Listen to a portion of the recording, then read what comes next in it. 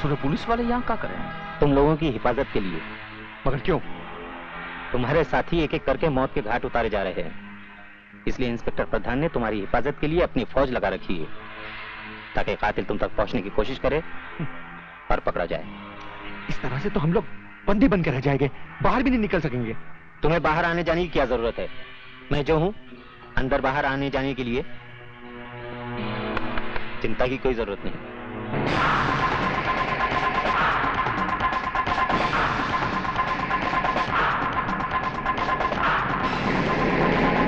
रोक दे भैया, गाड़ी रोक दे। साले लंगोटी की तरह चिपके हुए हैं।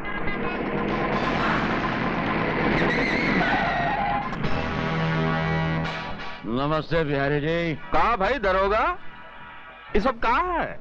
हमरे पीछे आ रहे हो कि पीछा कर रहे हो? न हम आपके पीछे आ रहे हैं, न ही आपका पीछा कर रहे हैं। ये इंतजाम तो आपकी हिफाजत के लिए है। हमारी हिफाजत का है भैया? इंस्पेक्टर प्रधान का हुक्म है कि हम आपको अकेला न छोड़ें। आपकी जान को खतरा है। चल भैया, बिल्ली रास्ता काट गई। मामा, यहाँ भी पुलिस?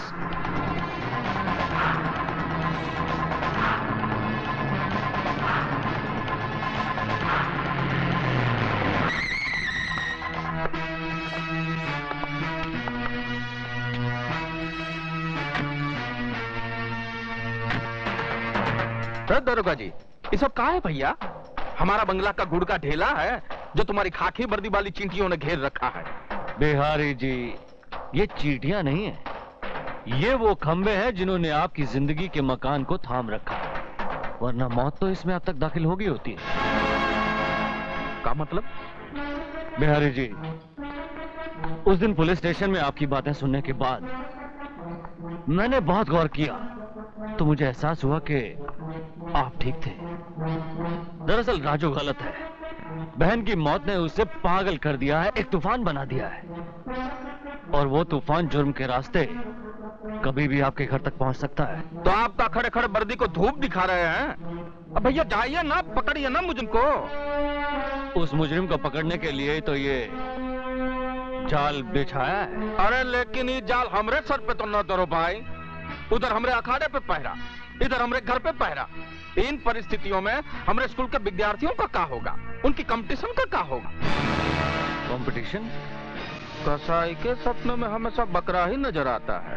अरे भैया, कंपटीशन का मतलब होता है परीक्षा। जैसे विद्यालय में परीक्षा होता है ना, बिल्कुल वैसे ही हम भी अपने पैर पैतरा स्कूल में विद्यार्थियों को आपस में लड़ाते हैं, और जो जीत जाता है उसको सर्टिफाई करके बाहर भेज देते हैं। बुझाया? स्विमिंग पूल में दारू पीने का मजा ही कुछ और है।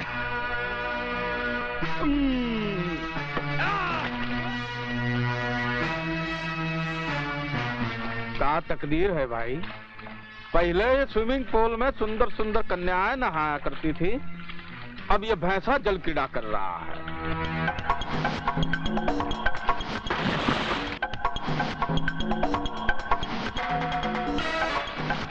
मामा जी, तोरा खातिर फोन। अब ये मामा फोन ही पकड़ने के लिए रह गया है।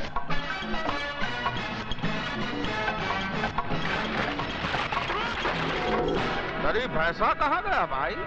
मछरिया बन के अंदर ही घुसा हुआ है का?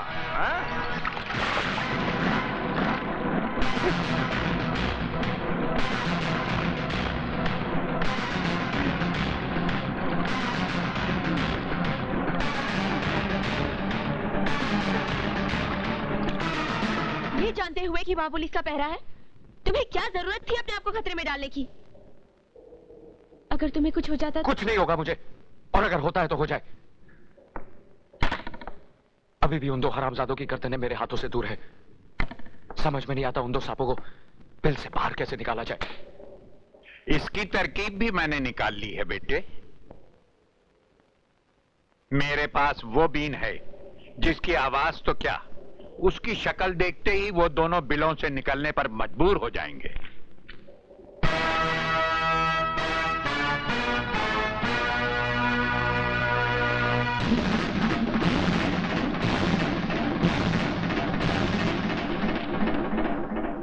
क्या मैं पूछ सकता हूँ किसकी इजाजत से आपने इस कंपटीशन का ऐलान किया? शहर की तमाम दीवारों पर ये पोस्टर्स लगे हुए हैं। दरोगा जी, तुम शकल से तो इतने बुड़बक नहीं लगते जितने बनने की कोशिश कर रहे हो। अरे भैया, हम तो दिन रात तुम्हारी नजर के पहरे में हूँ। हम कैसे पोस्टर छपवा कर लगा सकता हूँ? ये ससुरा कंपटीशन कैसे लड़ सकता है? ये तो हमारे स्कूल का विद्यार्थी है ही नहीं, ये तो राजू है। ओह राजू, हाँ। I see। हम इंस्पेक्टर जरा दूसरे किस्म के हैं। बिहारी जी, आप एक काम कीजिए, आप कंपटीशन की तैयारियां शुरू कीजिए। राजू को गिरफ्तार करने के लिए आपके अखाड़े से अच्छी जगह हो ही नहीं सकती। हट, हट, हट। अरे नीचे रखो। क्या हो गया? शर्म नहीं आती का? इधर तुम शराब पी रहे हो और उधर प्रधान हमारा खून। पुलिस वाले होकर राजनीति खेलते हो। भूले नहीं ना हो, हम भी बिहार का हूँ। यूपी बिहार में बच्चा माँ की कोख से राजनीति सीख कर निकलता है। ऐसा राजनीति पैतरा लगाऊंगा कि तुम्हारा प्रधान प्रधानी भूल जाएगा। मैं मतलब नहीं समझा। जब अकल बट रही थी तब हफ्ता लेने गया था तू, हाँ? ये ले, और मेरी बात गौर से सुन। हाँ, तूने कहा था ना राजू की माँ डॉक्टरनी के पास है। हाँ। उठा ला साली को, और उसका लौंडा है ना, उसको अखाड़ा पहुंचने से पहले ही नरक पहुंचा दो। उसकी माँ अखाड़े में राख डाल कर गई थी। हम उनके चरण कमलों में उसके बेटे की लाश अर्पण करेंगे।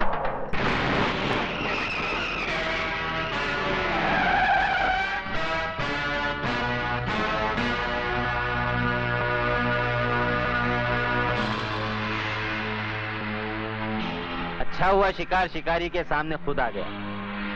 मेरा काम और आसान हो गया। मैं तेरा काम आसान नहीं, तमाम करने आया हूँ। मैं जानता था कि लाल बिहारी का कुत्ता मेरे खून की बू सूंघता फिर रहा होगा, इसलिए मैं खुद यहाँ चला आया।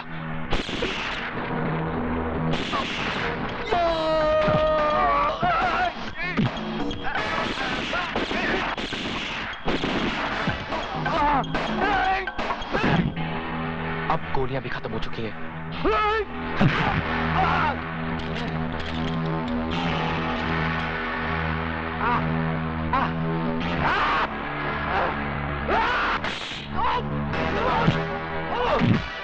अच्छा किया ये सरकारी बेल्ट तूने खुद ही उतार दी। अब तुझे मारने में आसान होगी।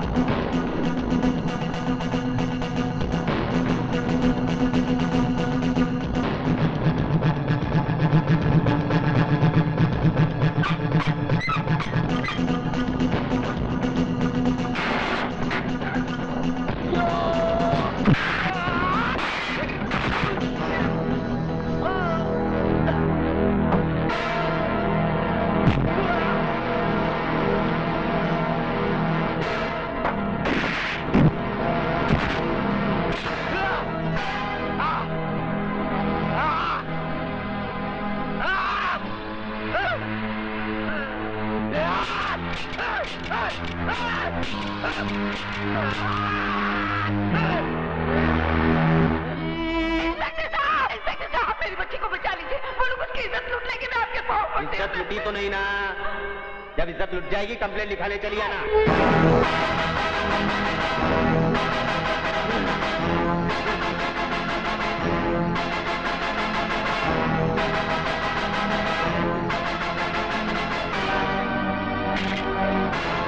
इतने घबरा गए मौत से, अपनी रिवॉल्वर भी नहीं पहचानते।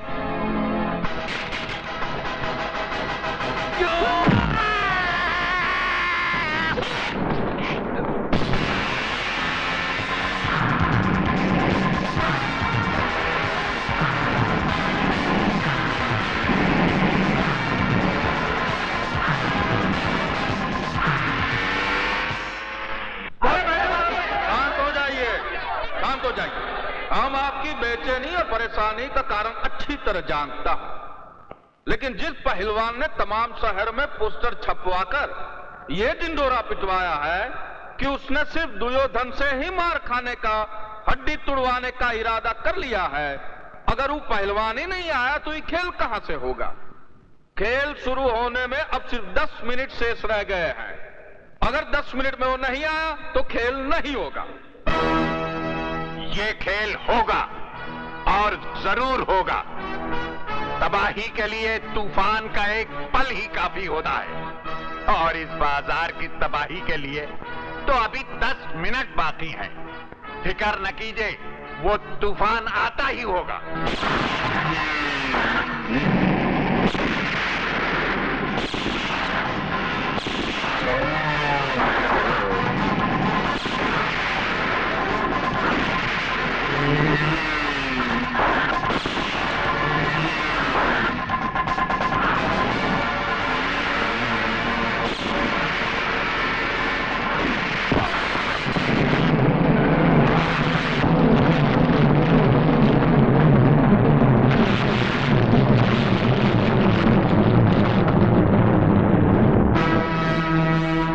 अब 1 मिनट शेष रह गया है। हमारे महागुरु श्री बाबा ठाकुर का दावा कि तबाही का तूफान जरूर आएगा।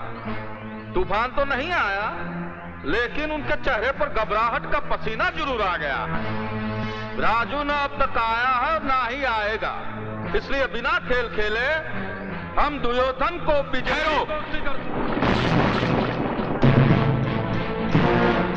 खेल शुरू होने में 1 मिनट बाकी है, खत्म होने में नहीं।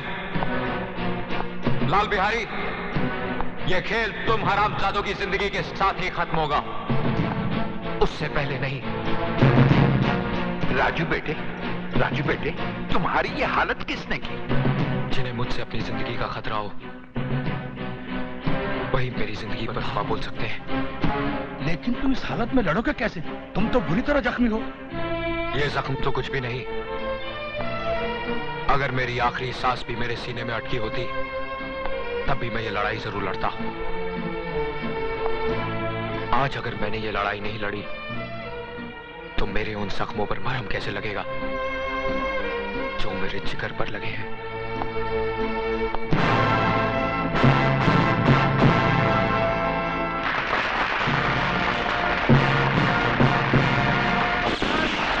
कोई अपनी जगह से नहीं हिलेगा। Mister Raj Verma, you are under arrest. Under arrest? Yes. किस जुर्म में इंस्पेक्टर साहब? इसने पुलिस स्टेशन में घुसकर इंस्पेक्टर कातरे का खून किया। ये खूनी है? कहा भैया खून करके हमारे अखाड़े में कंपटीशन लड़ने आया है? इधर जी, इनको हथकड़ी लगा और लेकर जाओ। ये खूनी का हमारे अखाड़े में क्या काम है? इंस्पेक्टर साहब, हम आपको राजू को गिरफ्तार करने से नहीं रोकेंगे। हमें सिर्फ आधे घंटे की मोहलत चाहिए। मैं वादा करता हूं कि मैं राजू के हाथ में हथकड़ी लगाकर आपके हवाले कर दूं। सॉरी, कानून हमें इसकी इजाजत नहीं देता। समझने की कोशिश कीजिए इंस्पेक्टर साहब, आधे घंटे की तो बात है। ये नहीं हो सकता। क्यों नहीं हो सकता? सर आप ये हो सकता है। ठाकुर साहब ने ठीक कहा। Thank you. आधे घंटे में कुछ नहीं बदलेगा। हाँ, ये बाजार जरूर बदल जाएगा। कोर्ट भी आखिरी इच्छा का एहतराम करती है, तो थोड़ी बहुत सुनवाई तो हम कानून के रखवालों को भी करनी चाहिए। हम इंस्पेक्टर जरा दूजे किस्म के हैं। स्टार्ट।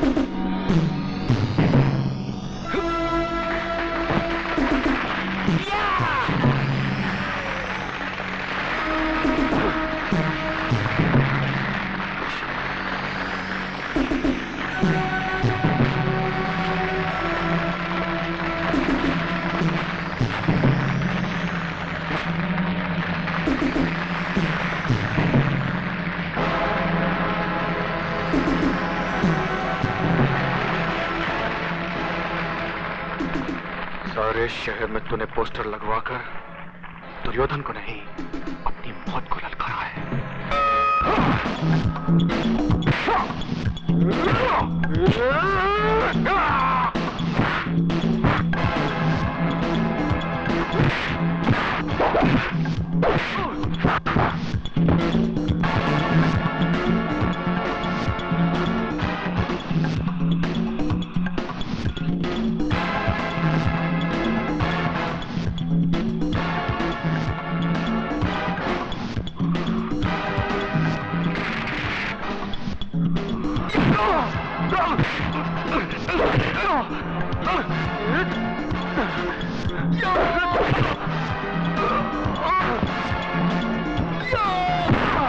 शाबाश राजू।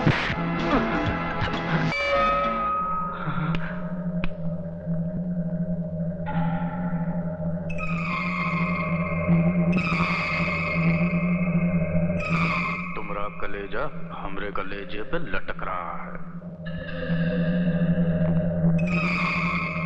बुझाया?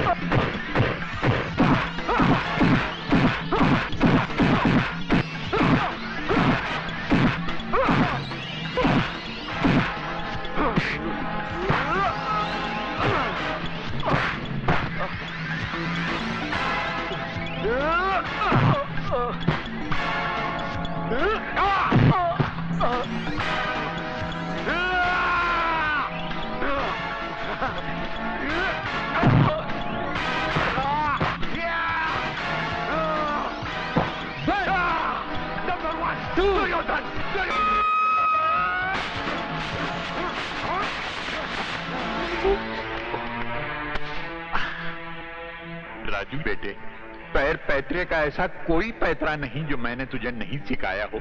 फिर ये अनहोनी क्यों? दुर्योधन का एक एक हाथ जब तेरे जिस्म पर पड़ता है तो मेरा कलेजा छन्नी हो जाता।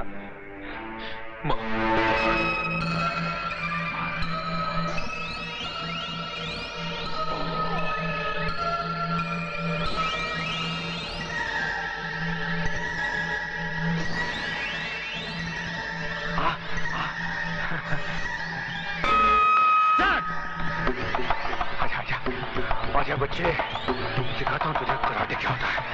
कब? चैंपियन! चैंपियन!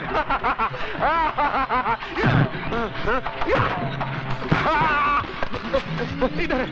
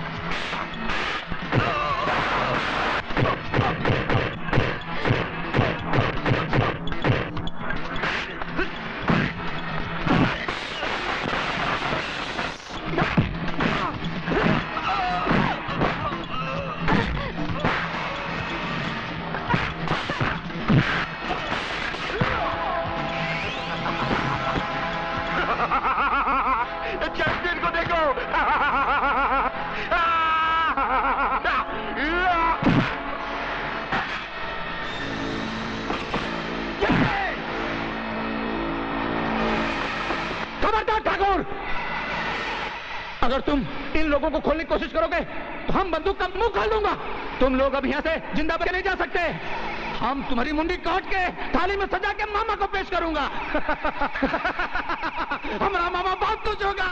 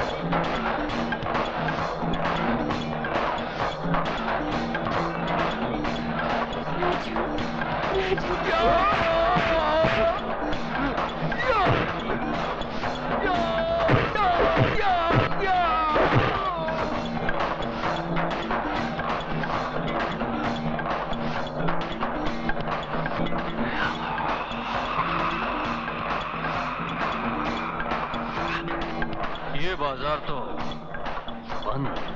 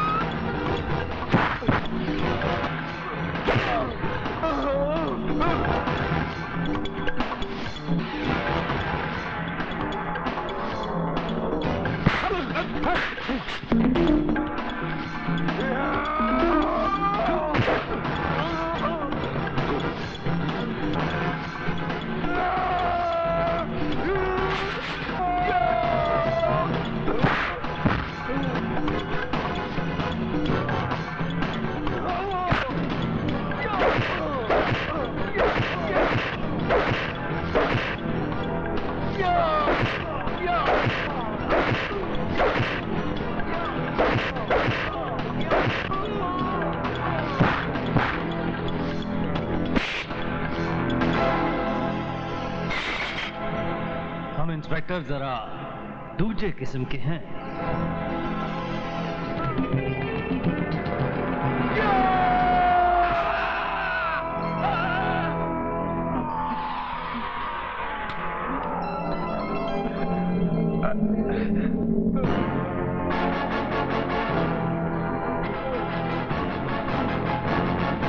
जैसी करनी वैसी भरनी।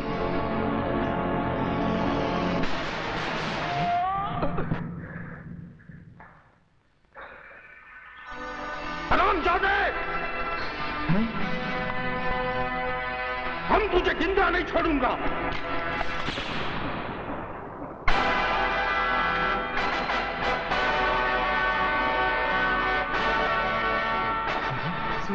सुमन बेटी, ये तुमने क्या किया?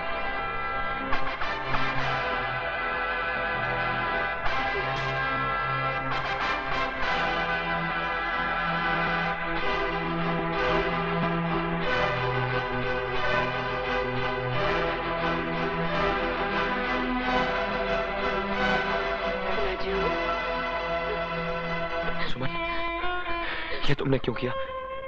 जिंदगी भर साथ जीने मरने की कस्में खाई है, उनको झूठा कैसे होने देती राजू? इस राक्षस को मारकर मैंने भी तुम्हारे साथ फांसी के तख्ते पर पहुंचने का रास्ता बना लिया है। साथ जी तो न सके, साथ मरेंगे राजू। सुमन, राजू, I love you। तमाम गवाहों और सबूतों की रोशनी में यह अदालत मुजरिम राज वर्मा को सजाए मौत और कुमारी सुमन को उम्र कैद की सजा देती है। क्यों? एक को फांसी और दूसरे को उम्र कैद क्यों? कानून की नजर में एक खून की सजा भी फांसी है और 10 खून की सजा भी फांसी है, तो फिर मेरे साथ ये नाइंसाफी क्यों? हमारे मुल्क के कानून में औरतों के साथ ये रियायत बरती गई है। बदल दीजिए ऐसे कानून को जो एक तरफ औरत और मर्द के बराबर होने का ऐलान करता है और दूसरी तरफ औरत को उनके छोटेपन का एहसास दिलाता है। राष्ट्रपति जी, मैं यहाँ सजा माफ कराने की दरख्वास्त लेकर नहीं आई, बल्कि इंसाफ लेने आई हूँ। मेरा और राजू का जुर्म एक है, तो सजा भी एक होनी चाहिए, चाहे उम्र कैद हो या फांसी।